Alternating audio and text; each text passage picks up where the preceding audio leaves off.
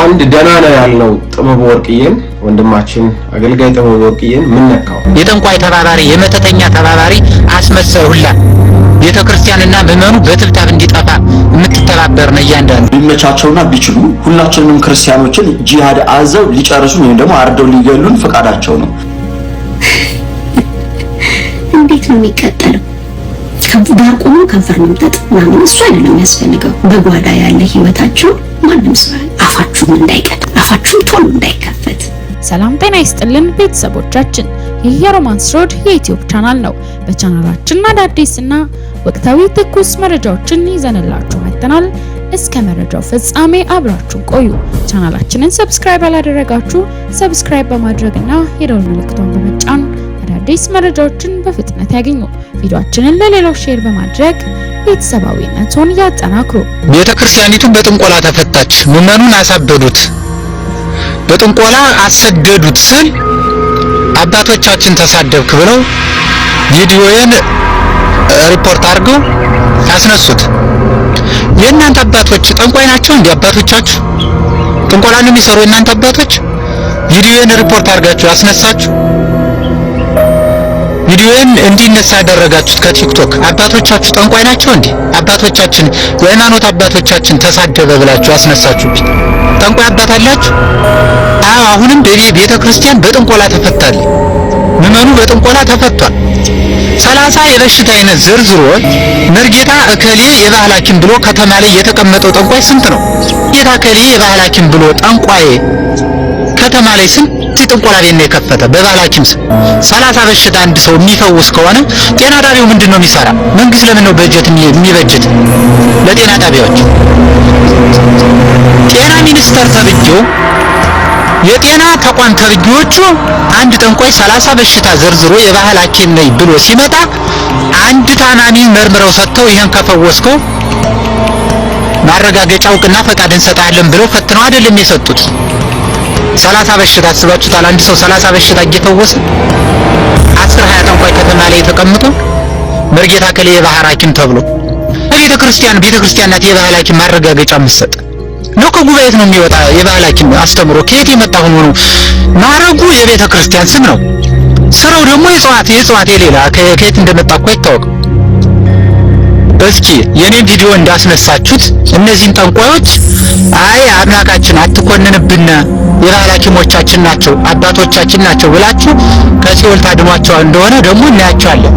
አስመሳይ ሁላ የጠንቋይ ተባባሪ የመተተኛ ተባባሪ አስመሳይ ሁላ ቤተክርስቲያንና ምዕመኑ በትብታብ እንዲጠፋ የምትተባበር ነው። እያንዳንዱ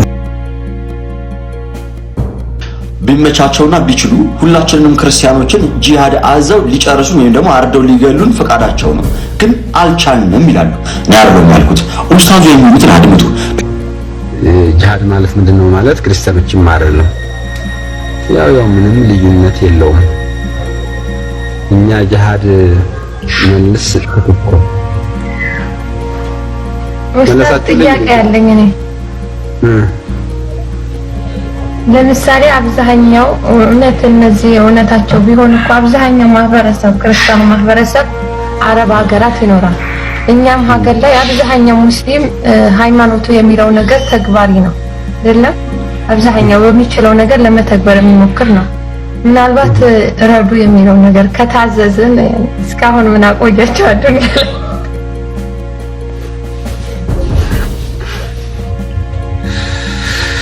እሱ እንኳን ምናልባት አልችል ብለንም ሊሆን ይችላል።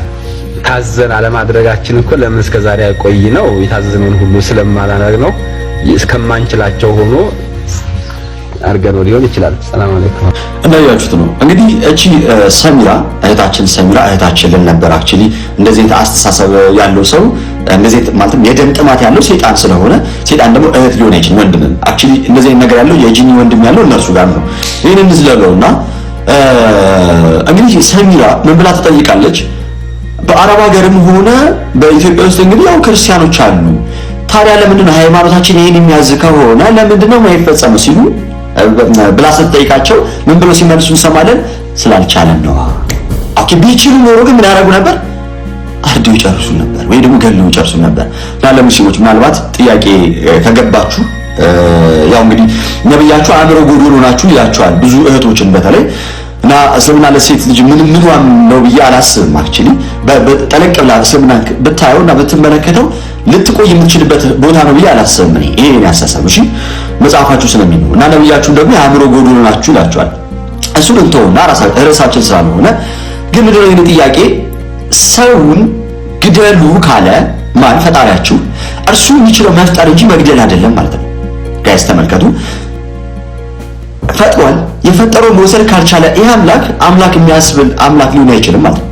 አምላክ የሚያስብለውን ነገር ምንድነው ሰው መፍጠር የሚችለው መግደል የሚችል ዓለማት ሁሉ የተፈጠሩት በአምላክ ስለሆነ መውሰድም ደግሞ ማሳለፍ የሚችለው አምላክ ነውና ስለዚህ እናንተ እንድትገድሉ ለምሳሌ እስላም የነበረ ሰው ከእስልምና ለቆ ቢወጣ ምን ይደረጋል? ይገደላል። ለምን? ምክንያቱም እዛ ውስጥ ይዞ ቢወጣው ሚስጥር ይኖራል ተብሎ ስለሚታሰብ ወይም ደግሞ አስቀድሞ የነበረው እስልምና ላይ ሲወጣ የወጣበት ምክንያት አለ። ያ ምክንያት ደግሞ እስልምና ላይ ያለው ድክመት ስለሚያውቅ ነው። ያንን ነገር ለሰዎች የሚያሳውቅ ከሆነ ብዙዎች ከእስልምና ይለቃሉ ማለት ነው። ብዙዎች ከእስልምና ከለቀቁ ደግሞ እንደሚታወቀው እስልምና በቁጥር በምን በብዙ መውለድ በመባዛት በጦርነት በምን የተስፋፋ እምነት ስለሆነ ምን ይሆናል? ቁጥሩ በፍጥነት ደግሞ ሊቀንስ ይችላል። ስለዚህ ምን ማድረግ ጀመሩ? በነፍስ ማስፈራራት ማለት ነው። እና እዚህ እስልምና ላይ ነው እስልምና ብላችሁ ብትቆዩት አንድ ደህና ነው ያልነው ጥበብ ወርቅዬን ወንድማችን አገልጋይ ጥበብ ወርቅዬን ምን ነካው? እስኪ ሰምተነው እንመለስ። ያቺ ወንጌል የሰማሁባት ቀን የተባረከች ትሆን። ከሰይጣን መንጋጋ ላይ ነጥቆ ያወጣኝ አባቴ የተባረከ ይሆን። ልቤን ከፍቶ እንድሰማ የረዳኝ መንፈስ ቅዱስ የተባረከ ይሆን። አሁን ለብዙዎች ብርሃን እንደሆነ የረዳኝ ጌታ የተባረከ ይሆን። የረዳችሁ ጌታ የተባረከ ይሆን። አይገርምም? ሰይጣን ሲጮህ በዚህ በኩል የምንሮጥ የነበርን ሰዎች ሰይጣን የምናስወጣስ ነው። አይገርምም? መንፈስ ቅዱስ ርቆን በየምናምኑ ስርቻ ውስጥ የነበርን ግራ የተጋባን ሰዎች አሁን ለሰዎች መንፈስ ቅዱስ መሞላት ስንጸልይ አይገርምም? ከብዙ በሽታ ተፈውሰን አሁን ለሰው ፈውስ ለመሆን አይገርምም? አይገርምም? ታውሳለሁ ወንድማችን ጥበብ ወርቅዬ ወደ ጌታ ሲመጣ ከነበረበት ከዛ ህይወት ወጥቶ አሁን ያለበትን ይሄንን ህይወት ለመምራት የወሰነበት ጊዜ ላይ እኔ ደግሞ ከሐረር ወደ አዲስ አበባ የገባሁበት ጊዜ ነበር። ኦልሞስት አሁን 10 ዓመት አልፎታል። ወደ 11 እየተጠጋ ነው ማለት ነው ካልተሳሳቱ። እና በጣም በሚገርም አይነት መንገድ ደግሞ ምስክርነቱን ሲናገር በአካል ደግሞ ቤዛ ኢንተርናሽናል ቸርች አገልግሎቱንም እንደገና ደግሞ ምስክርነቱንም ሰምቻለሁ። ከዛ በፊት እርግጥ መለወጡን የሰማሁትኝ ሰይፉ ፋንታሁን ላይ ልክ ሁላችንም እንደሰማነው ሰይፉ ፋንታሁን ላይ ቀርቦ ባደረገው በዛ አስደናቂ ኢንተርቪው ነው። እሱ ቪዲዮ የሚገርማችሁ እስከዛሬ ላፕቶፔ ላይ አለ ብላችሁ አታምኑኝም። እሱን ቪዲዮ ዳውንሎድ አድርጌ እስከዛሬ ይዤዋለሁ።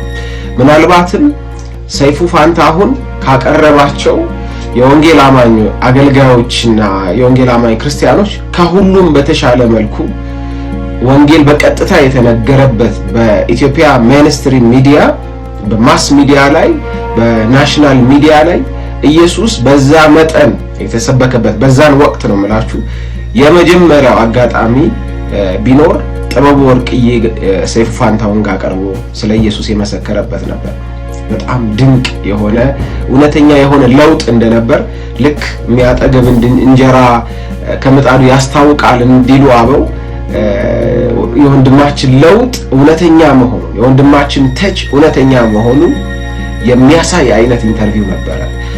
ወንድማችን ጥበቡን ምን ነካው ላልኳችሁ እንግዲህ የነካውን አሁን ከቪዲዮ አግኝታችኋል ብዬ አስባለሁ። የነካውማ እውነተኛ ወንጌል ነው። የነካውማ እውነተኛው ኢየሱስ ነው። ዛሬ ጥበቡን ለማመስገን ነው የመጣሁት። እንግዲህ ጥበቡ ላለፉት 10 ዓመታት ይሄው እያገለገለ አለ።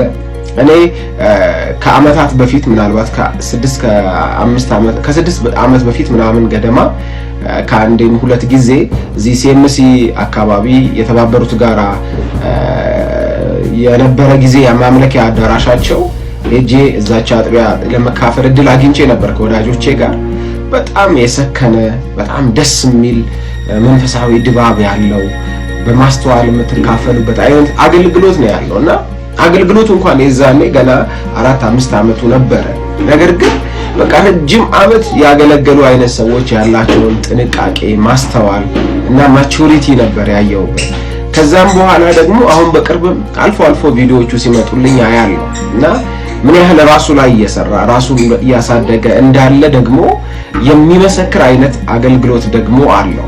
አገልግሎቱ ራሱ ፕሮግረሱ ጤናማ እንደሆነ ያስታውቃል። በእነዚህ ሁሉ ዓመታት ከሁሉ የሚገርመው ደግሞ በቃ መሬት ይዞ ድምፁን አጥፍቶ ልታይ ሳይረብሽ በአስተምሮ በልምምድ የክርስቶስን ቤተክርስቲያን ላውቅ ሳይል ጤነኛ በሆነ መልኩ እያገለገለ ያለው ወንድም ነው እና ዛሬ ይህን ቪዲዮ ለመስራት የፈለኩበት ምክንያት ምንድነው? ቴንኪው ለማለት ነው።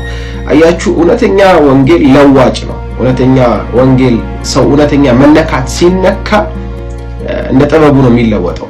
ብዙዎች ታውቃላችሁ ከእሱ በነበረበት በተለይ ወደ ጌታ በመጣበት ዘመን ከእሱ ጋር የነበሩ የእሱ ባቾች አንዳንዶቹም እንዲያውም ከእሱ ቀደም ብለው መተው በቃ በተለያየ ኢንቴንሽን ብዙ ነገር መነጋገሪያ አሁን ሚዲያውን ይዘውት ምን ብለው ከዛ በኋላ ደግሞ አሁን የተለየ ሁኔታ ውስጥ እንዳሉ ታውቃላችሁ።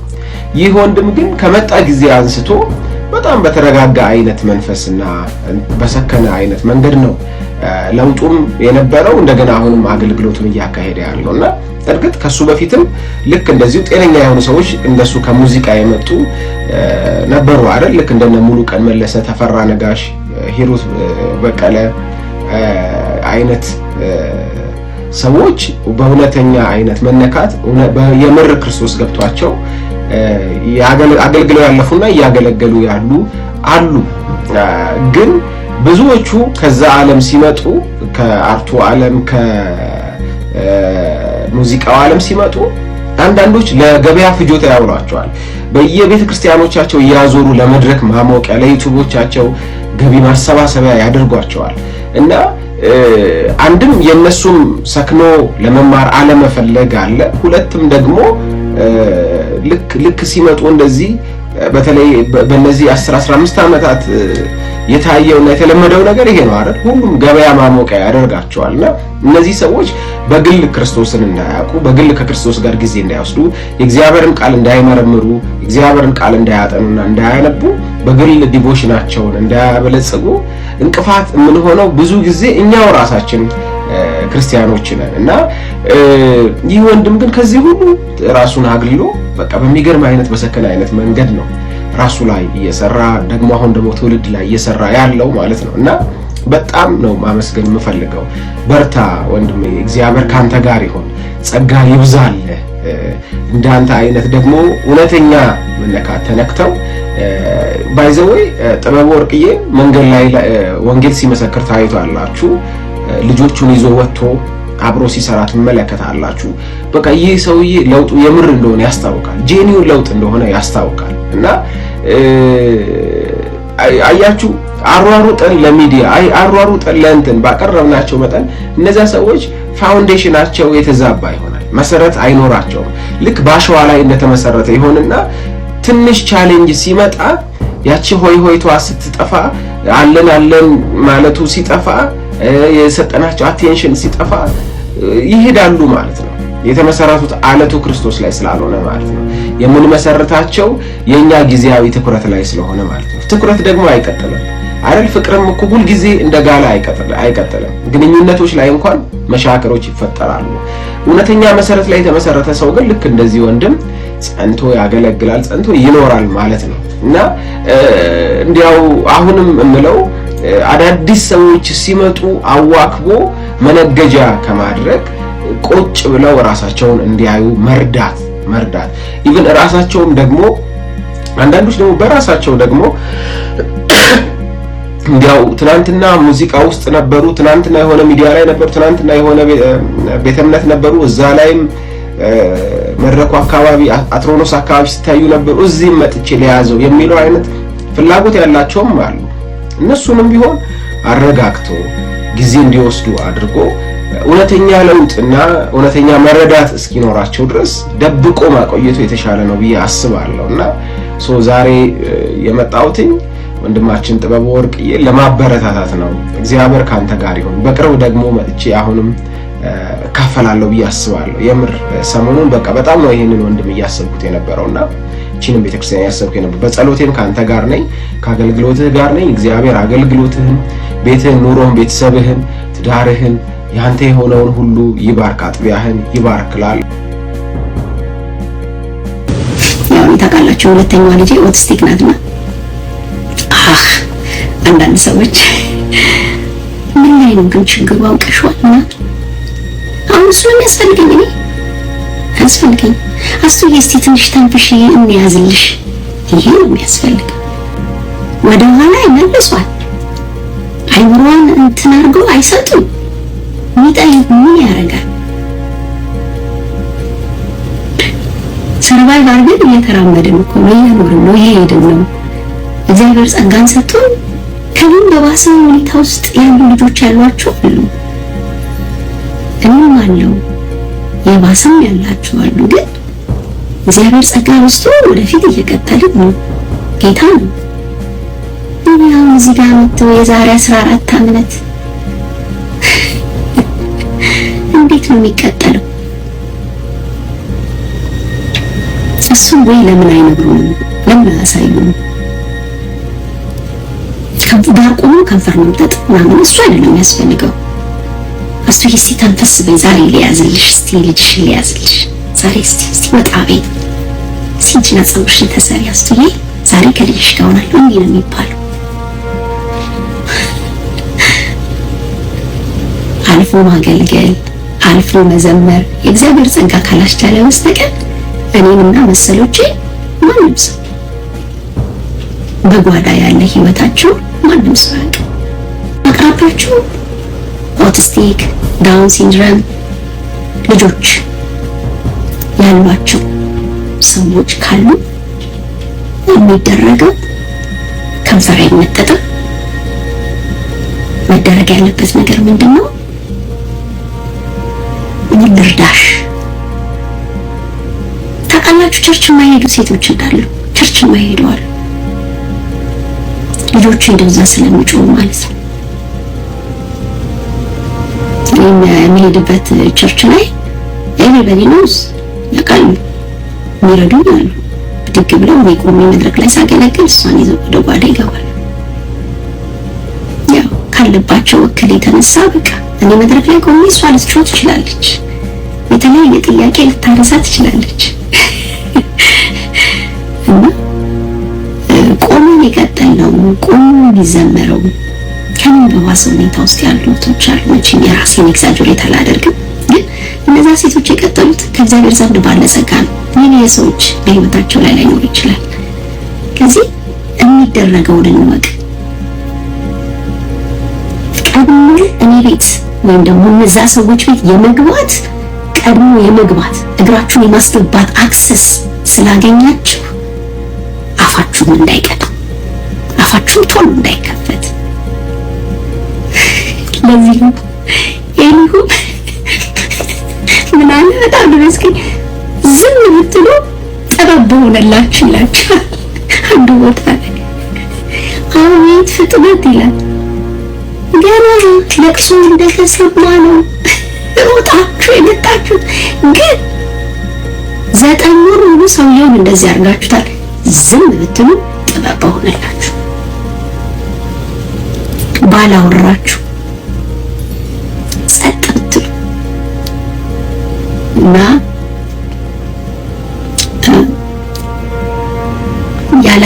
ያላየሁት ሳይሆን የራሴን እያነሳው ነው የምነግራችሁ። ጥንቃቄ አድርጉ። በቃ ሰው ቤት ስትሄዱ እኔ አሁን እንደዚህ አይነት ኦቲስቲክ ምናምን ልጆች ያሏቸው ጋር ነው የሴቶቹን ማለት የእናቶችን ብርታት ታዩና ነው ምን ያህል ነገሩን እንደተቋቋሙት የምታዩት። ተነስተው ከቀጠሉ ጸጋ በስቷል እዛ ቤት፣ በቃ ጸጋ በስቷል እዛ ቤት። እግዚአብሔር እጅ በስቷል። እግዚአብሔር እጅ ደግሞ ይበዛል። እጅ እያበዛ ይበዛል። እጅ እያበዛ የሆነ የማይመተር ነው የማይሰፈር ትልቁ እጁ ከሰማይ ወደ ምድር እንደዚህ ላይ ዘረጋ ይችላል። በአንዱ እህት ይዘረጋል፣ በአንዱ ወንድም ይዘረጋል ጸጋ። ስለዚህ እግዚአብሔር መጠቀም ያርጋችሁ። ሰዎችን ካሉበት ነገር የማውጣትን አቅም በአንደበታችሁ ላይ ያስቀምጥ። የማውጣት አቅም በእጃችሁ ላይ ያስቀምጥ። እርዳታ ማለት ነው። እውነት it's tough by the way so are you helping? እየረዳችሁ ነው። በእውነት እየረዳችሁ ጓደኞች ያሏችሁ ትንፋሽ ስጧቸው። ትንፋሽ ስጧቸው ማለት ወጣ ብለው ይተንፍሱ።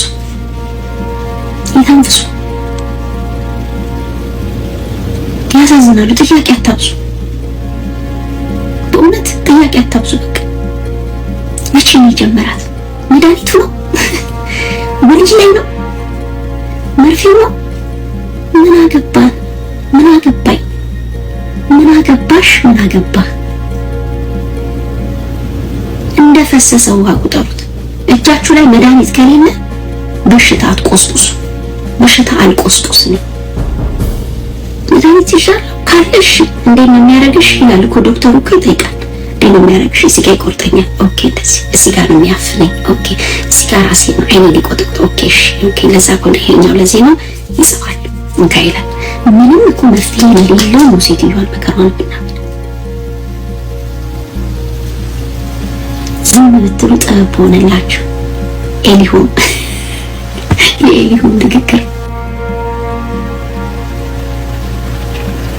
እና እስቲ አስቢ ሂጂ እስቲ ሂጂ ወጣ በይና ምናምን የሚሉ አሉ። እስቲ አስቢ ተንፈስ በይ የሚሉ አሉ። ይዘሽ እስቲ ልጆችሽን እዚህ ቦታ ምናምን አሉ። የዛን ያህል እንዲያረጋችሁ በሯን አሾልቃችሁ ማን የመጣው ብላችሁ ደግሞ እንድታዩ የሚያደርጓችሁ ማለት እነ በልዳዶሶች ማለት ነው። እነ በልዳዶሶች ጓደኛ ያላችሁ በኦቲዝም በዳውን ሲንድሮም በእንዲህ አይነት ቻሌንጅ ስፔሻሊ በአውሮፓ በአሜሪካ በካናዳ ትንፋሽ ስጧቸው እንዲተነፍሱ። እነሱ ወጣ እንዲሉ ሻይ ቡና እንዲጠጡ ሄደው ታሽተው ምናምን ደው ሶሪ በጣም እንግዲህ የሞሮኮ ባዝና ትምልለ እነሱ ሄደው ታጥበው እንዲመጡ ፋታ ስጧቸው። ለጠቅላላ እውቀት ሳይሆን አጠገባችሁ ያሉትን ሰዎች እንድትረዷቸው ይሄንን እምላችሁ። አገልግሎታቸውን ያቆሙ፣ ከኳየር ያቆሙ፣ ከድቁና ያቆሙ፣ በእንዲህ አይነት ነገር የሚያልፉ ቸርች ለእንዲህ አይነቱ ነገር ቦታ ባለመረዳት ቦታ ያልሰጠቻቸው ሰዎች አሉ። የጠፉ ከቤት የጠፉ ከቸርች የጠፉ ከእግዚአብሔር ቤት የጠፉ ከቅዱሳን ንብረት የጠፉ ሰዎች አሉ። ትንፋሽ ስጧቸው፣ የተንፍሱ በየተራ ስትቀሩ ቀረች ብቻ ነው የሚባለው። ከቸርች ቀረች።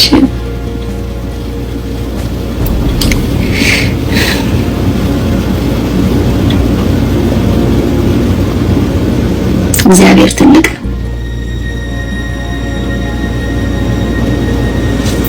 እና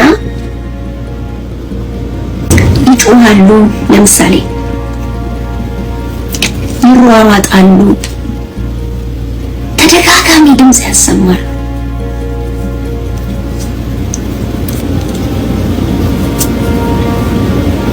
እኔ ትልቁ ለምሳሌ ሄድፎን ያልቅብኛል። የሄድፎን አለ ሄድፎን ያልቅብኛል። ይሄ ኖይዝ ካንስል የሚያደርግ ነው። ጩኸት ስላለ እደቅነዋለሁ አንዳንዴ። ለምን ራሴን አሞኝ ወደ ፓናዶ ምናምን እንዳላልፍ ማለት ነው። እዛ ውስጥ እንደሚኖሩ ታውቃላችሁ።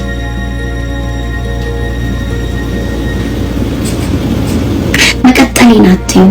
እንደዚህ አይነት ልጆች ያሏቸው አገልጋዮች መቀጠላቸውን ብቻ አትዩ። ቆሞ ማገልገላቸውን አትዩ። ቤት ውስጥ ያለባችሁ ብዙ ነገር አለ። ከእንደዚህ አይነት ልጆች ጋር እንቅልፍ አይተኙም። ሌላው ሚድናይት ላይ ብድግ ልትል ትችላለች። ሚድናይት